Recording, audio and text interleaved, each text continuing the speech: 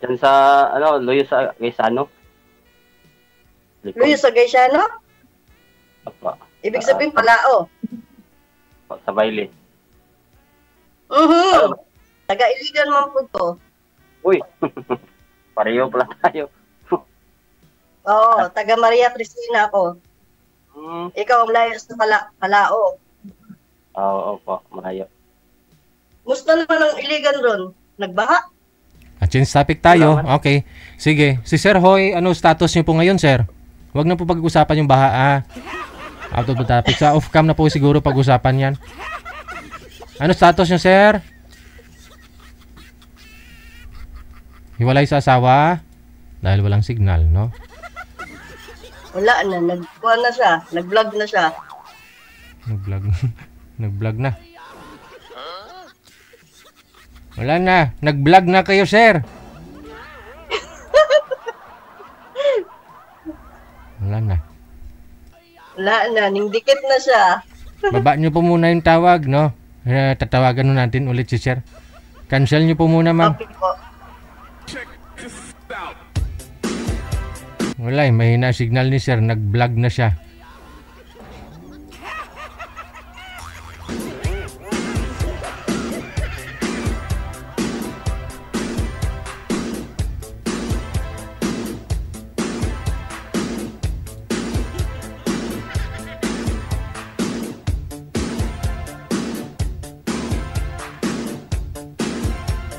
Pasok. Linga nga. Opo. Mauna ni Ron. Hawakan po ang cellphone kasi bumabalik po yung audio, sir. Lapit niyo po yung cellphone sa inyo. Hawakan ang cellphone.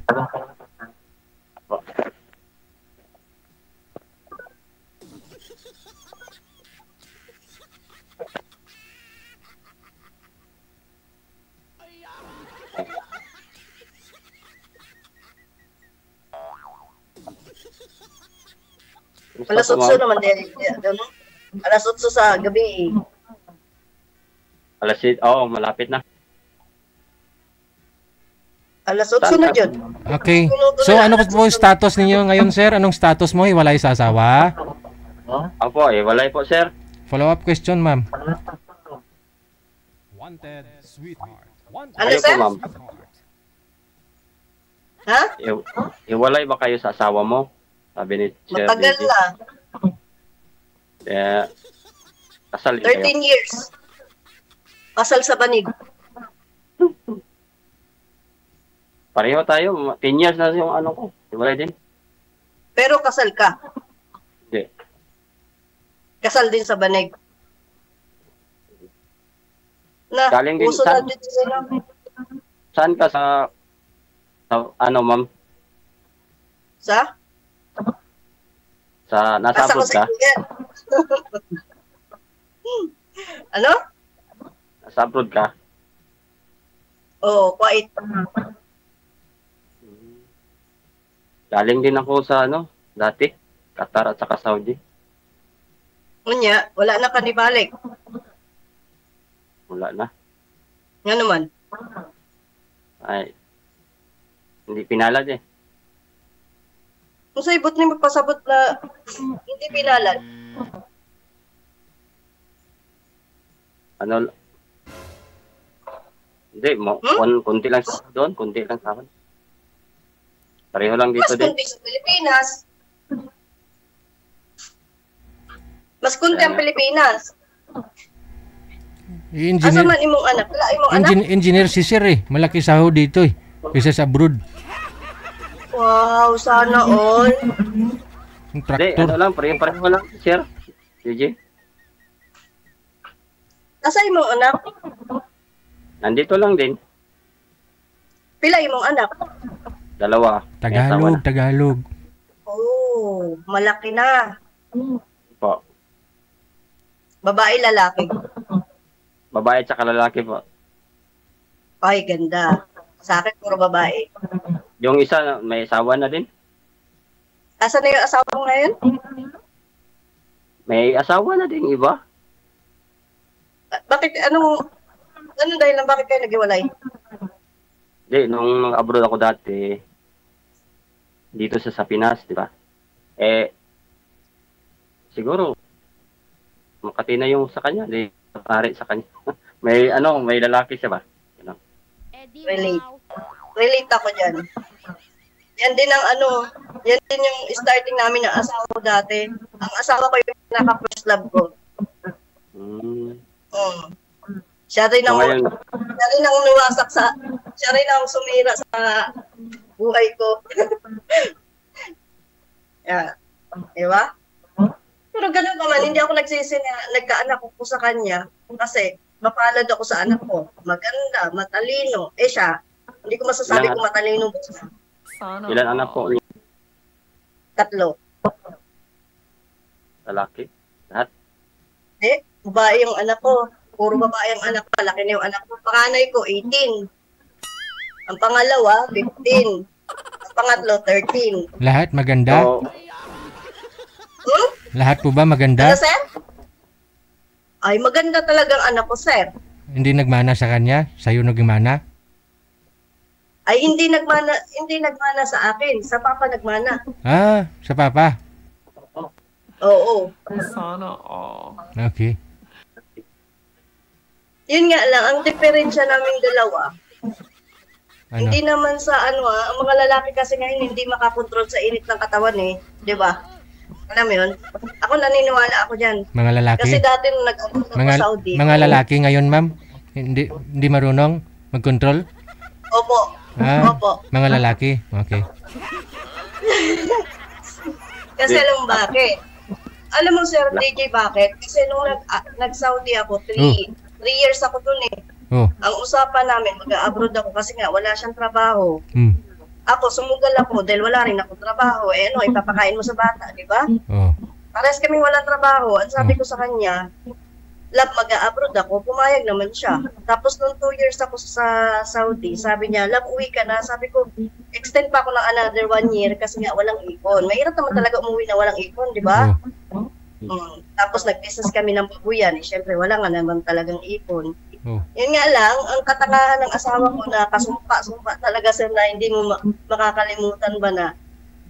Sabi niya, ang last word niya sa akin, bago ko pa nalaman ng totoo, sabi niya, huwag mo ko sisihin kung mang babae ako. Ang sagot ko sa kanya, kung mang babae ka, okay lang. Huwag ka lang magpakita sa akin kasi hindi naman tayo kasal. Huwag ka lang magpakita sa akin. Yun ang usapan namin. Pero hindi ko gets yung time na yun.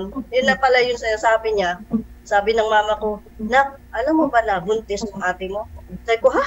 Sabi ko, sino? Sabi ko, may boyfriend siya? Sabi niya, oo. Sabi ko, usapin mo nga yung ate mo. Hindi kasi nagtatapat yung ate mo. Kinausap ko. Sabi ko, tay, balita ko may boyfriend ka na. Ang sagot ng kapatid ko, anong kala mo sa akin, pangit? Sabi ko, ay, hindi ko naman sinabing pangit. Ang sinabi ko lang, balita ko, buntis ka. O, diba? Wala akong inano doon.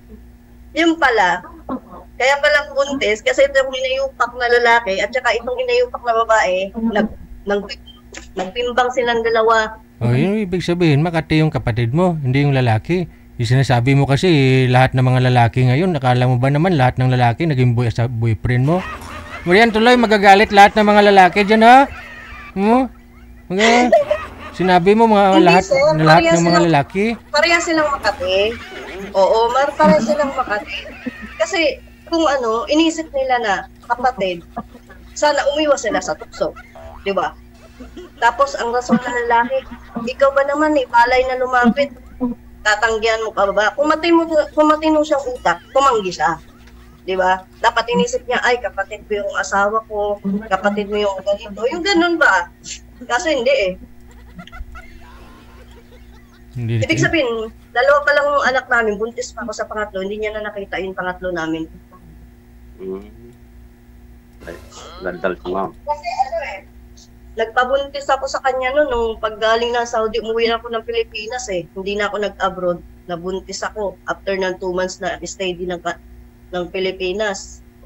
Nalaman ko nung nag 9 months na yung tiyan niya, alam mo na, yung sa probinsya, di ba? Yung mananalbal na sinasabi. Sabi ng lola ko, malaki daw ko nung kasalanan. Sabi ko, anong kasalanan? Sabi niya, humingi ka lang ng sorry. Biruin mo buntis na ako ng 2 months, siya buntis ng 7 months. Alam ko buntis siya. Pero ako nagpabuntis ako sa asawa ko dahil nga akala ko, ibang babae yung nakarelasyon niya. Yung pala, siya na pala yun. Kung hindi pa siya nag-50-50 sa ospital, hindi ko pa malalaman ng totoo. Ayun, start nung, hindi na ako nag-asawa, hindi na rin ako nag-boyfriend. Maka Kasi nga, sakit ginagampanan lang ni ate mo yung kakulangan mo kasi nasa abroad ka. Sana nagpasalamat ka Ay, kay hindi. ate mo. Ay, hindi ganun yun, sir. Kung ako nga, nag-control din ako sa sarili ko eh.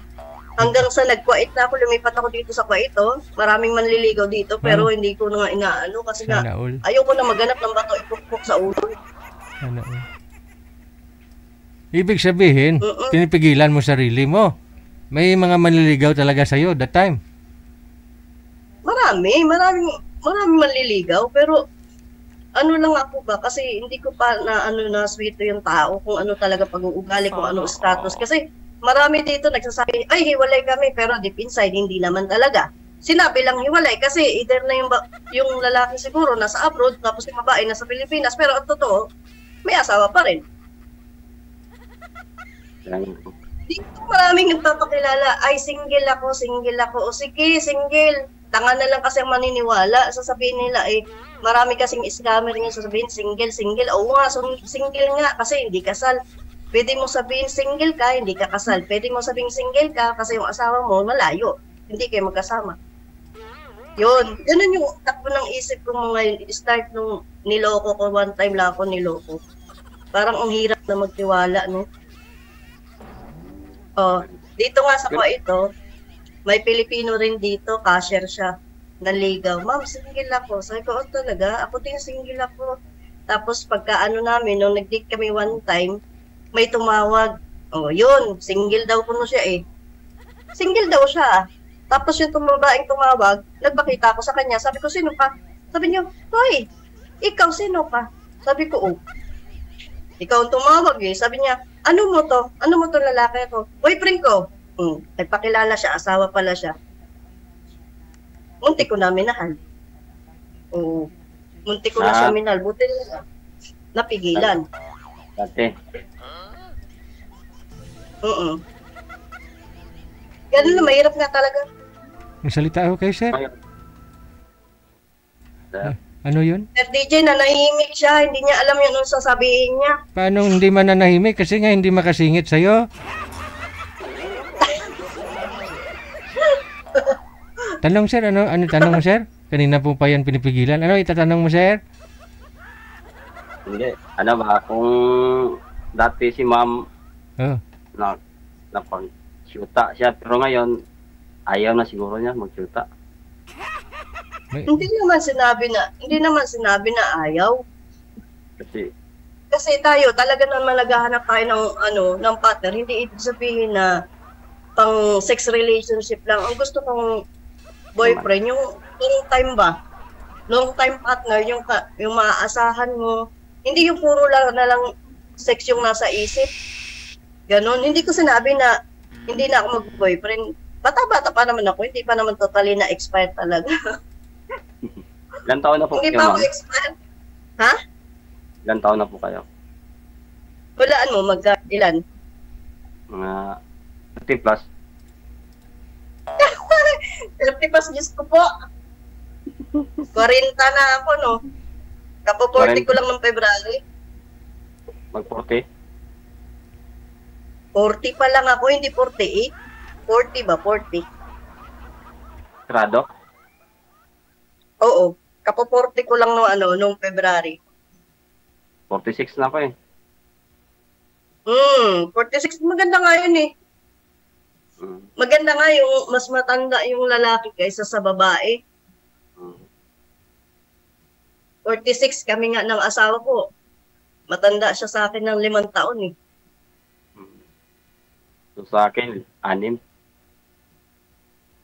Oo. Age doesn't matter, di ba?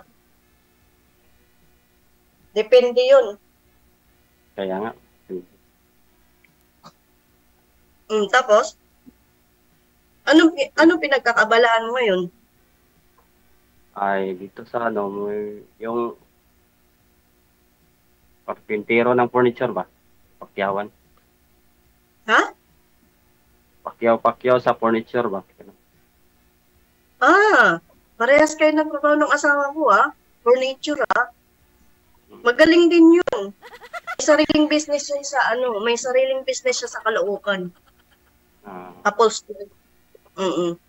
Talo ako doon kasi From the ako, start pa lang, jowa ko pa lang siya nung dati. Wala pa kaming talaga maraming na nakapila sa kanyang babae. Kahit saan kami pumunta, talagang may mga babae talaga pumipila sa kanya. Madalas namin pinag-aawayan yan kasi nga selosa ako. Kasi pag sinabi kong akin lang talaga. Madamot ako. tawa ng pugi. Kasi Pumipila, no? pipila yun. Hindi kasi siya ang first love ko eh. Di ba yun nga sinasabi, first love never die.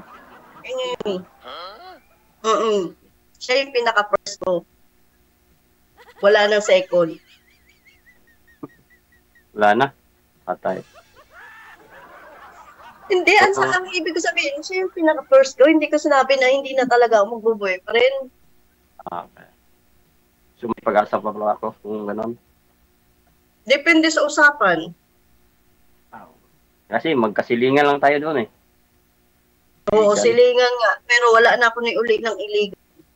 Bakit? Saan kang uwi? Kasi na-demand na ako ng iligan eh. Kaya hindi na ako babalik dyan. May bad record ako dyan. May bad record ako dyan. Kaya hindi na ako babalik dyan. May sarili akong bahay sa Cavite. Nagnakaw kayo? Nakabili ko ng sariling bahay lupa sa Cavite. Walang nakatira doon. Kundi yung aso kong kwitbol. Nagnakaw kayo ng itlog, kaya naban kayo dun sa probinsya, ma'am? Anong kaso? Ano, sir? Sabi mo may kaso ka dun? Hindi, nadimanda ako doon. Bakit? Nadimanda ako, nakapanakit ako ng tao doon na sinumpa ako ng taga-iligan na wag na ako bumalik doon sa lugar na yun, miss yung nanay ko. Nananakit ka? Kaya Nakapanakit ako kasi nga, alam mo na yung nag-rebuild eh. Oh. Wala akong ibang inisip. Kunti gumante. Kinain ako ng gali. Pati yung mukha ng kapatid, basag. Yun. Kapatid mo? Kaya sabi ng nanay ko, sinumpa ako ng nanay ko na umalis na ako ng iligan, wag na ako magpakita. Kaya yun, forever na ako hindi nagpakita hanggang ngayon. Ang dami mo pala. Kaya nag-decide ako pumili ng sariling bahay sa Cavite. Doon, peaceful, kasi wala akong kakilala doon. Nakatira lang doon yung aso. Paano nabubuhay yung aso? Wala ka dun. Hindi, yung classmate ko dati nung fourth year, siya yung binilhan ko ng bahay. Kung sa baga, siya yung naging tulay na para magkabahay ako, ganun. Doon din kasi ang bahay niya pero malayo-layo ng konti sa akin. Siya rin nagpapakain. Yung mga anak nyo saan ngayon? Siya rin nagpapakain. Hindi, yung mga ko, pinuha ko lahat, nandoon na sa kapatid ko sa Antipolo. Dami mo palang ayusin sa buhay mo. Dapat ayusin mo, masayuin mo yung nanay mo pa pala, no? Kasi sinumpa ka pala ng nanay mo. Ay, okay naman yung nanay ko ngayon. Nagkabati na rin naman kami ni mama kasi last year umuwi ako, pinaoperahan ko yung paa niya. Pagkatapos ng after 1 week, bumalik ulit ako dito kasi naubos yung pera. Hindi kayo, akala ko hindi ka na umuwi doon sa inyo, sa probinsya. Hindi, last year, start nga nung umalis ako doon, hindi na ako bumalik. Last year lang ako bumalik nung pinaoperahan ko si mama.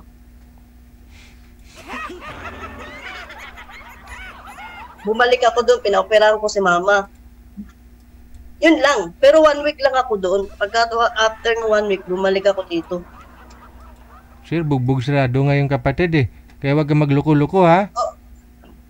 Kaya yung ate ko yung wala talaga kami komunikasyon ng ate ko. From the start, wala na talaga. Yung ate mo, binugbog mo? Sa sobrang galit lang yun, sir. Hindi ko naman din sinasadya. Nadala lang ako ng galit. Bakit to? Anong pinag-awayan yung dalawa? Makati siya eh. Okay lang sana magpakamot siya sa iba eh. Huwag lang sa kadugo. So, nung nalaman mo ho yun, sinaktan mo, pinadugo mo yung bibig? Hindi lang yun, sir. Sinabunutan ko siya, inila ko siya. Inila-ila ko siya after niya nanganak. Uy, nabinat yun. After niya nanganak, after 3 days kami nag-away nung nanganak siya, after 3 days kami nag-away nun. Tapos nagalit nga si mama, hindi nga daw kuno ko mapigilan. Kaya sabi niya, buti pa lumayas ka dito sa Iligan, huwag ka na magpakita. Kaya sabi ko, sige, hindi ako magpapakita, huwag ka mag-alala ma. Ginawa ko lang yung sinabi ni mama, huwag na akong magpakita ng Iligan. Tagal na, almost 13 years. Hindi ako magpakita.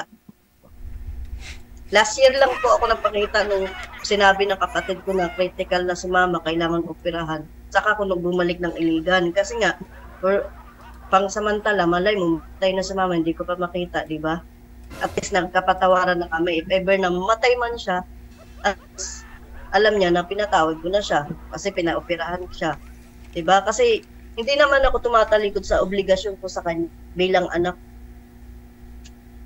Pero yung ate ko, yun nga ang request ni mama, sabi niya na critical na daw kuno siya. Ang sabi ni mama, magbati na kami magkapatid. Pero ang sinasabi ko, kahit siguro mamatay ako, hindi ko siya hindi kami magkakaayos nun forever na yun. Kahit mamatay ako siguro. Hindi, kasi mahirap yung sitwasyon ko ba na iisang tao lang yung taong minahal ko tapos ganun lang yung ending, diba? Tapos nag-abroad ako, nagsakripisyo ako para sa pamilya. Kasi ang gusto ko, mabuhay yung anak ko, makapag-eskwela, pero ano nangyari? Okay lang sana, maintindihan ko, ng babae siya, okay. Okay lang yung ganun sana, pero yung kapatid, kalukuhan. Malaking kalukuhan talaga.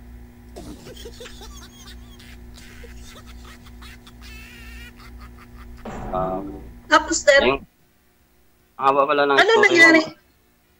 mo. Ano nangyari sa'yo? Bakit tahimik ka?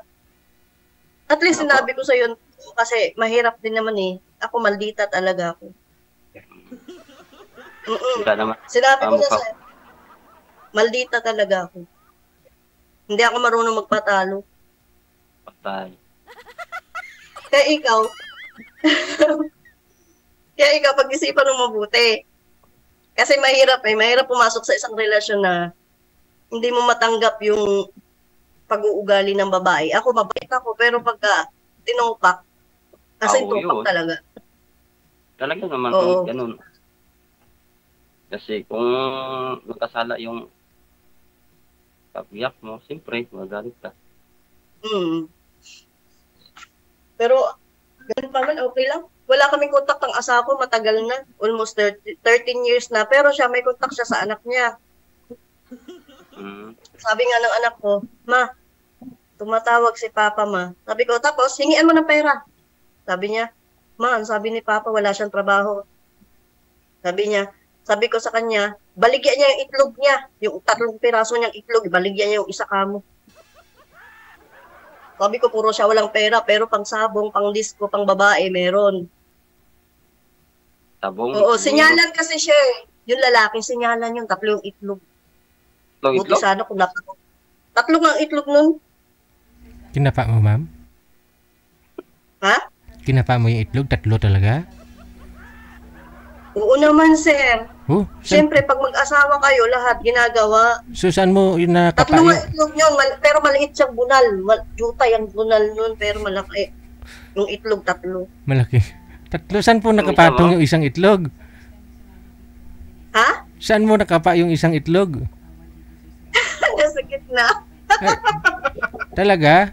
Bali 2 itlog, maliit kasi isa niyan eh. Hindi talaga pantayan para siyempre hindi Hindi ba? Tama. Hindi, sir. Alam mo yung itlog ng butakal? Di ba yung butakal, yung itlog ng butakal, di ba malaki yun ng bitay? Bitay. Parang ganun yung itlog niya. Parang ganun yung itlog niya ba? Tapos yung bunal niya, maliit.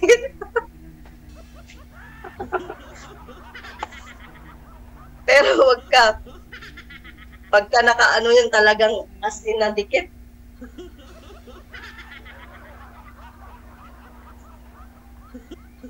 Naiya ako sa Malaking itlog tapos yung bulok. Ano yun? Totoo naman sinasabi ko eh. Maliit lang siya pero malaki ang ulo.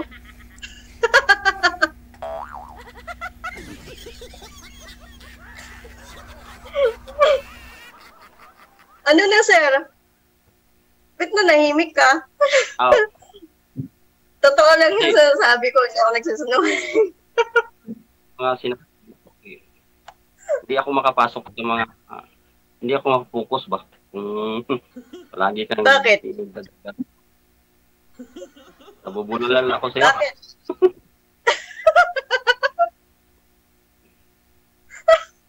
Ano ba yun? Ha? Iba talaga mag-Tagalog ako kasi Bisayang pure eh.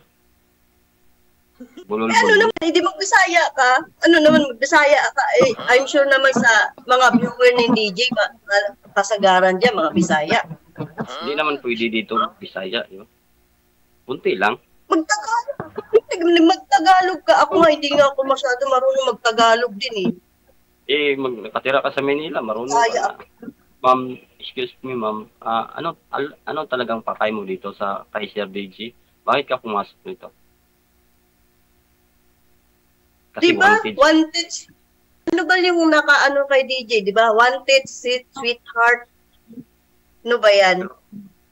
Naghahanap pa ng sweetheart, gano'n. Naghanap ako ng sweetheart na hindi scammer, yung hindi manyak ba? Oo. Hindi ko naman sinabing manyak ka kasi meron dito, nag-add friends sa Facebook, tapos in-accept ko, pagkatapos, pwedeng video call tayo mamayang gabi. O sige, video call ta. Pag guman ng trabaho, video call, nagpakita na siya ng jutay niya. Tapos sabi niya, pakita ka rin para ganahan ko, ay lintik ka. Ganahan. Tignan mo ka-accept ko lang sa kanya, nagpakita na siya ng jutay niya. Diyos ko, meron pang jutay murang hukanay ba? Alam mo yung hukanay? Yung ganun ba? Yung tumoy, ganun. Diyos ko. Kaya ako nadadala ako makipag-usap. Ayoko ng ganyan, yung first time lang nagka-chat, first time lang nagkatawagan, tapos magpapakita nila ng tapos manghihingi na ng, ma'am, send ka ng ng nighty dress mo. Ay, para Diyos ko. Sabi ko, ikaw para may saltik ka sa ulo, no? Oo, parang siyang may saltik sa ulo ba? Ewan ko. Ako sa pisngi. Ha? Ako naman mag-a-add sa'yo.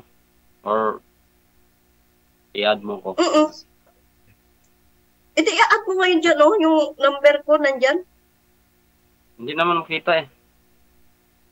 Hindi mo makita. Haler, pumunta ka lang sa group chat, makikita mo yung ko dyan, makikita mo yung pangalan dyan, tsaka yung number.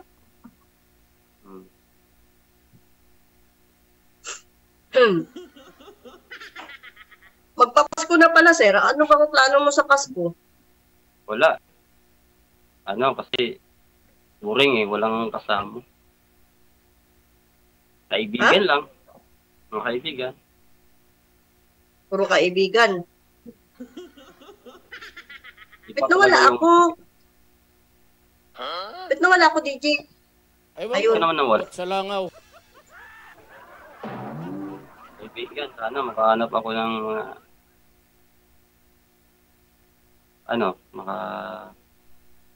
shoot ako kasama sa pangbuhay, gano'n. Wala pa. Wala man? Matagal? Ay, ganun talaga. Sabi nga nila, di ba? Huwag mong hanapin kusang darating. Yun, tama ka. Sa matagal ka lang, di ba matagal kang abroad? Ano po? Di ba matagal ka nag-abroad? Oo, tagal na. Anong mga... napundar mo? 2015. Ano mga naipundar mo? Tapos, ano naipundar mo? Wala. Kasi yung tita ko, pinapadala ko. Tapos yun pala, in-scam ako eh. May kasama pala sa dito, di ba? Maling-mali yun? Mali talaga? Hindi nga, mali. Kasi ako start nung nag-Saudi ako. Sali ako yung sa kanya. sweldo ko. Ha? Nagtiwala ako sa kanya. Lahat naman tayo may tiwala, pero bilang abroad kasi dapat, wag mong wawalaan ng pera yung sarili mo. Yung ganun. Kasi tingnan mo sa Saudi, di ba, wala nga akong day off dun. 1.5 SR ang sahod ko. At 1/4 pinapadala ko sa kanila, 100 tinatago ko talaga. Kasi pang emergency yun, hindi mo malalaman eh.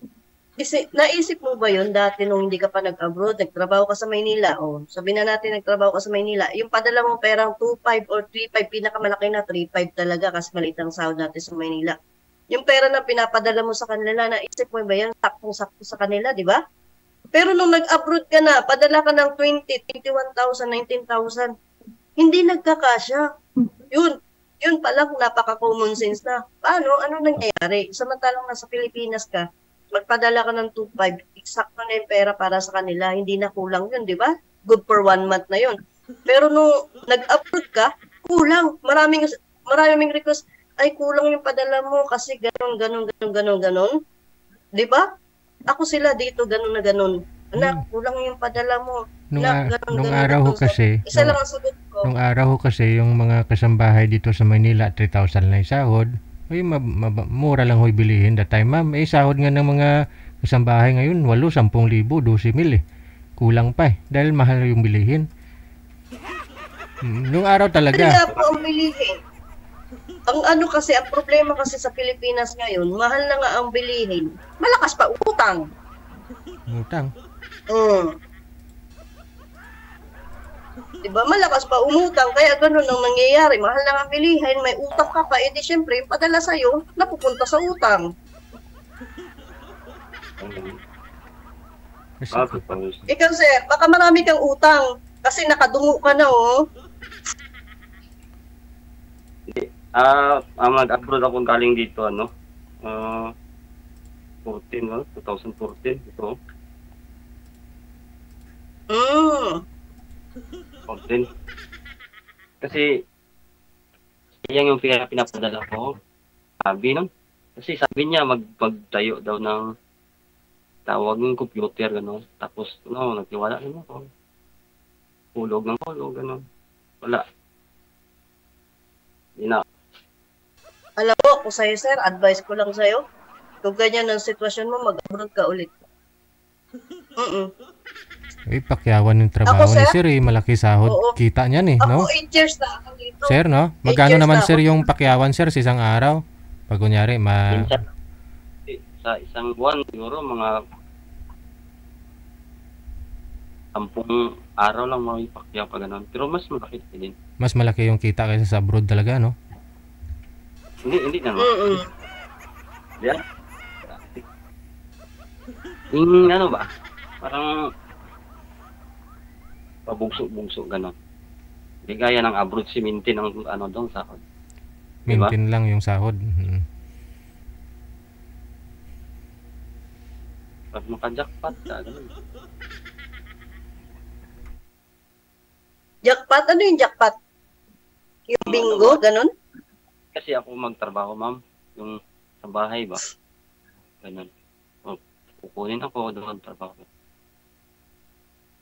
Wala akong tawag doon pisto ba? Private lang ako. Racket nga. Malaki rin kayang kinikita dyan sa sa furniture. Alam mo ba na marunong ka gumawa ng salaset? Lalo na yung L-type? Yung bangka? Yung L-type, yung bangka, yung diamond. Marunong ako niyan. Kasi nga, matagal kami nagsama ng asawa ko before ako nabuntis.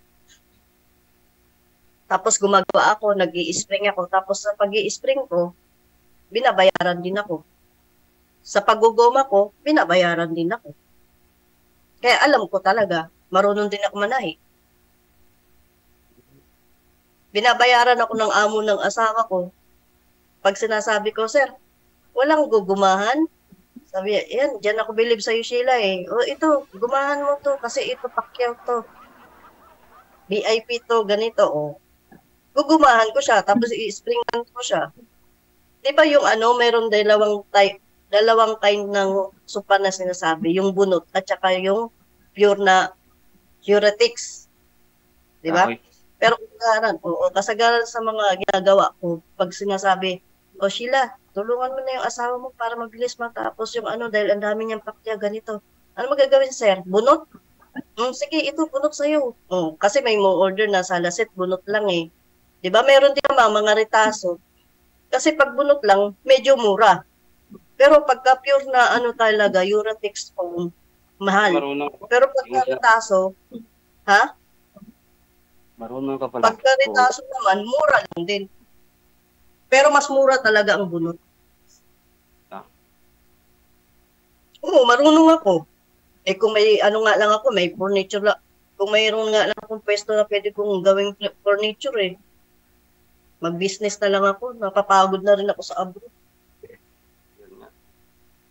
Kaya ako, sinabi ko sa sarili ko, nag-start nung naghiwalay kami, sabi ko sa sarili ko, mag-a-abroad ako para sa sarili ko, para sa anak ko.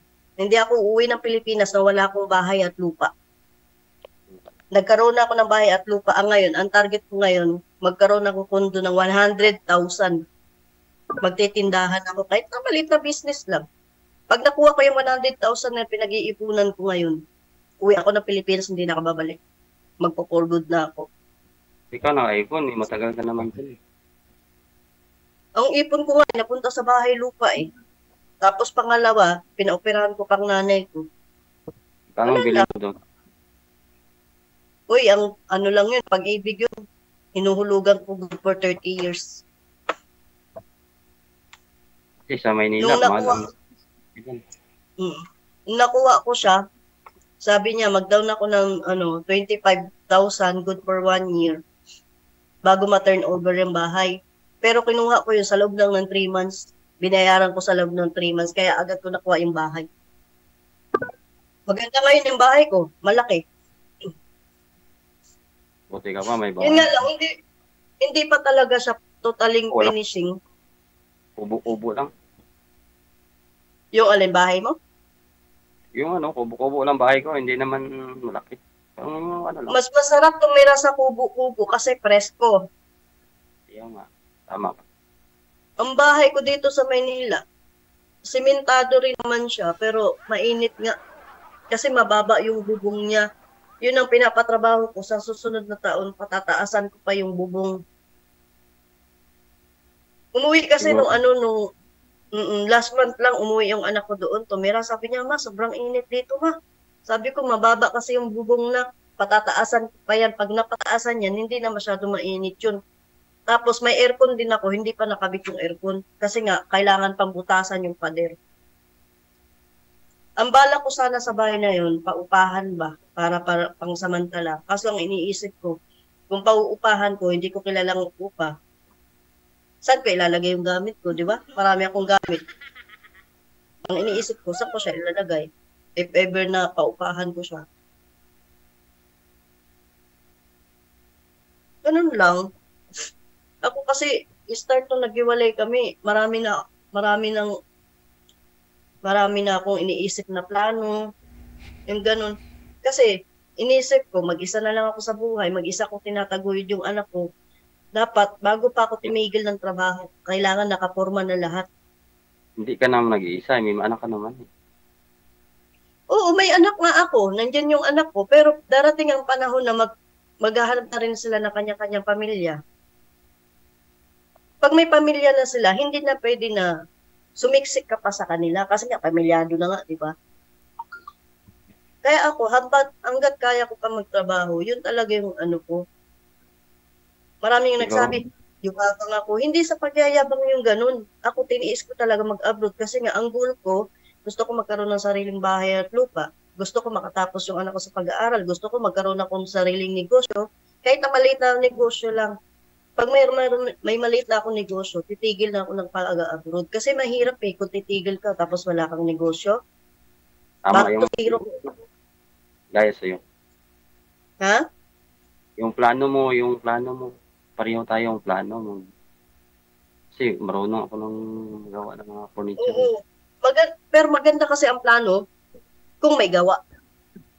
Mahirap ang plano kung walang gawa. Kaya ikaw, yung plano mo, gawan mo na. Pinagpaplano pa nga eh. Kaya nga, mintas na kaya mo pa mintas kaya mo pa, yung plano mo, samahan mo ng gawa. parang akin, no, ito yung sekreto ko hindi sa pagyayabang. Halimbawa, ang sahod ko is 150 KD. Ang sahod mo, 150 KD. Yung 20 KD, talagang nakatabihan, hindi ko ginagalaw. So tuwing sa sahod ka, kahit magkano kaya mo, magtabi ka ng pera, wag mong wawalan ng pera ang sarili mo. Ganun. Ako, bahay lang naman ng trabaho ko, pero ganun talaga. Pag halimbawa sa sweldo ko, yung 20 dinar talaga, itatabi ko, hindi ko siya gagalawin. Para pang emergency ba, whatever. Kasi hindi mo naman masasabi talaga yung emergency talaga eh. Malay mo, magkaroon ka ng simba ko lang hindi ka naman nagdasal na may mangyaring masama, may emergency ka, at least may paghuhugutan ka ng pera. Natin. Ha? Yung mga salita mo, sobrang emotional ba? Hindi siguro yung nanonood sa ating viewers ba? Parang, kung lahat naman ng kaagip, advice lang yan. Kasi sa tindi ng pinagdaanan ko, ganun ang tumatakbo sa isip ko. Lahat yun ganun. Palakarin mo lang. Wag mo na patakbuhin sa isip mo. Mahirap pag tumakbo eh. Palakarin mo lang. Dandahan lang ba? Oo, sir. Ganun talaga. Sige. Maraming tumatakbo sa isip ko kasi mahirap po pag Ayun ko na kasi bumalik sa pagka-zero ba? Yung para sa una na walang-wala talaga ako. Nababaliw ako kung saan ako maghanap ng pera, saan ako maghanap ng pagkain ng anak ko. Alam mo yung kahit isang tuka lang kami noon sa dati. Yung anak ko, makanin pa ako. Iyak na ako ng iyak noon dati kasi wala nga akong asawa. Hindi ko rin alam kung paano sila bubuhayin. Hindi ko rin alam. Tapos yung bunso, kanin. Hindi ko na alam kung anong gagawin ko. Laking probinsya, tapos wala rin naman akong trabaho. Kaya ako, nag-decide ako noon, namasukan ako katulong, tapos yung kinikita ko doon, hindi ako pinapadala. Yun ang kinuha ko ng passport. Sige, ganito po, Ana. Connected na ba na ako kayo? Tuloy-tuloy lang ang usapan. Andiyan naman si Sir willing makinig sa iyo, no? Tuloy-tuloy lang ang usapan ninyo. Maraming salamat. Wanted, sweetheart. Okay. Good luck. Sweetheart. Okay.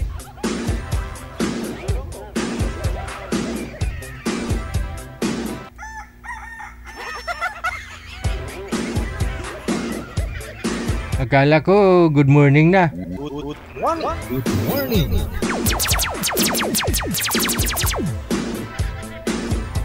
Ayun po, sa mga gustong makahanap ng makakausap, pero dapat walang sabit, no?